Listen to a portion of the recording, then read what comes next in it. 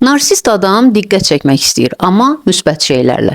Hamıdan güclü odur, ən savadlı odur, ən gözəl odur. İsterik şəxsiyyət pozuntusu olan adam da diqqət çəkmək istəyir.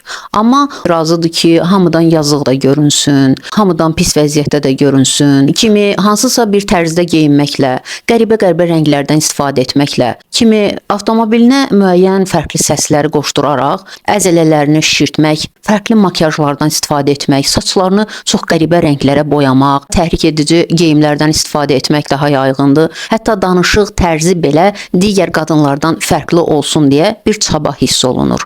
Baxışları, davranışları, gülüşləri, yemək yemə tərzləri. Məsələn, ola bilər həmin adam illər boyu özünü xəstəliyə vursun. Hətta ola bilər o isterik şəxsiyyət pozuntusundan əziyyət çəkdiyini bilməsin və özü özünə inandırsın ki, həqiqətən bu xəstədir. Görürsüz ki, əslində xilas olmaq istəmir. Sanki o roldan məmnundur. Hətta ola bilər intihar belə eləsin.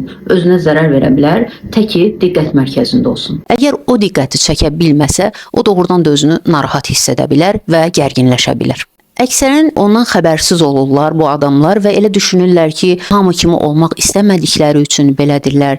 Amma bu düşüncə problemidir, müəyyən bir travmalardan sonra yarana bilər və ya bu genetik problem ola bilər.